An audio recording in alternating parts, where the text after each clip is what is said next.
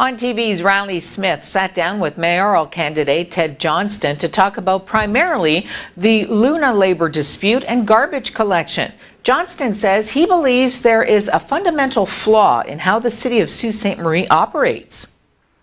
Part of what this probably highlights is something that's been brought up through the ratepayer organization that I'm part of for a number of years, that they do not review their policies and procedures with any regularity at City Hall. They don't bother to update things as they come along. They basically wait until a crisis happens and then they go, oh, you should probably look at this. You know, we forced them to go through and redo the PUC agreement about 5 years ago. They haven't touched it since.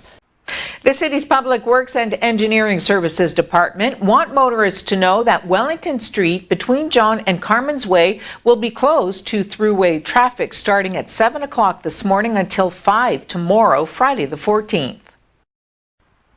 Protesters heckled Ontario Premier Doug Ford in the legislature yesterday as he defended his decision to push through a bill slashing Toronto City Council nearly in half just days after a judge found that the legislation was unconstitutional. Shouts erupted from the public gallery as Ford argued he was protecting democracy by invoking a constitutional provision to override the court decision, which found his plan to cut the size of the city's council in the middle of an election actually violated candidates' and voters' freedom of expression rights. Asked whether he believed in the Charter of Rights, the Premier said a democratically elected government should not be derailed by a politically appointed judge. The Premier maintains cutting Toronto City Council to 25 seats from 47 is necessary to streamline decision-making and save taxpayer money. In the meantime, Conservative leader Andrew Scheer says Ontario has the authority to use the Constitution's notwithstanding clause to cut the size of Toronto City Council. NDP leader Jagmeet Singh was more critical of Premier Doug Ford. The notwithstanding clause in Toronto for the Toronto situation. Do you agree? Well, it's clear that the administration of municipalities falls under provincial jurisdiction, and the Premier is well within his legal rights to use this section of the Charter. And is it a good idea? Ultimately, it's up to ultimately the people of Ontario. The Charter grants the people of Ontario the final say. It doesn't matter what academics or pundits or politicians of other levels have opinions on. Ultimately, it's the people of Ontario that will have the final say on that. A lot about, and that I've heard a lot about on my travels across Canada, is Trudeau's promise on electoral reform. Now, I want to talk a bit about the justification that Justin Trudeau gave.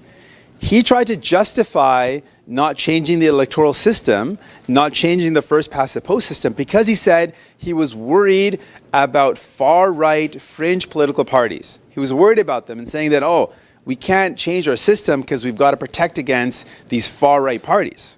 Well, first past the post didn't stop Doug Ford from coming into power in Ontario.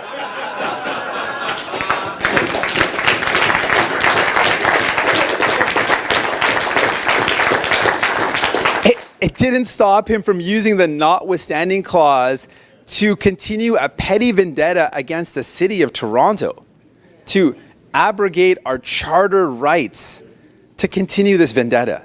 That's our Canadian Charter of Freedoms, rights and freedoms that he wants to abrogate.